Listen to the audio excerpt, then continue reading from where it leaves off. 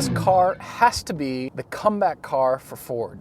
I say that because the original Taurus kind of set a benchmark. When they were making 80 variations of this best-selling Taurus, they decided to make the Taurus SHO, or the Taurus SHO.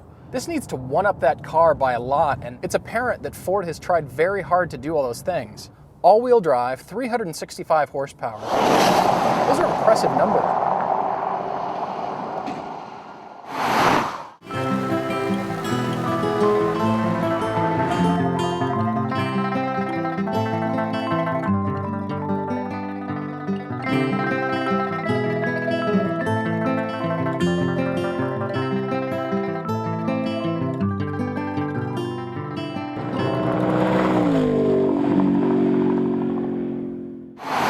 I'm going to say something you don't hear reviewers say very often. This is a really good American car. I like the new Taurus. It feels like a fresh new direction for Ford. Now Paul's going to tell you he thinks the styling looks perfect. As a matter of fact, I like it a lot. Why do I need doors that are this high? Why do I need windows that are this short? It looks like they designed an SUV and squashed it. I think Ford's going to sell a lot of these cars, especially the SHO. And the interior has got an interesting design and good materials, and that's traditionally not a good point for Ford. Even things like the door handles and some of the details are interesting to look at. I've got to say, I'm impressed with just the instrument panel alone. Eye-pleasing shapes everywhere that I look. This would be a comfortable road car. Also really like the blended center console that comes down waterfall style between the driver and the passenger.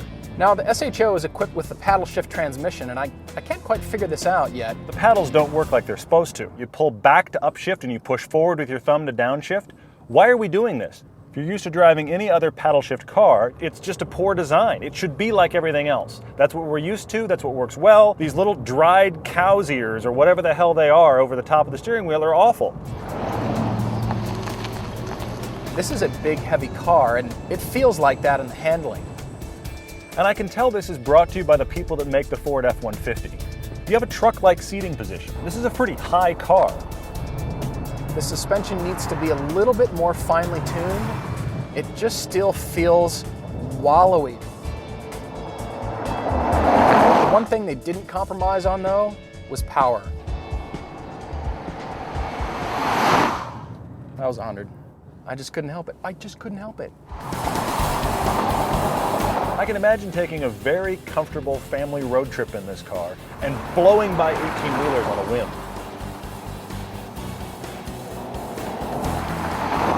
As a matter of fact, I like the Taurus a lot. I like the styling, I like the interior, I like the instrument panel. There's all this power and all-wheel drive.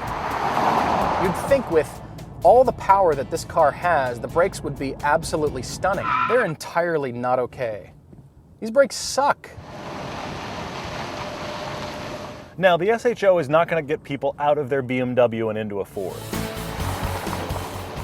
But if you're a person that's ever considered an American car, this is a great one. It's actually fun to drive.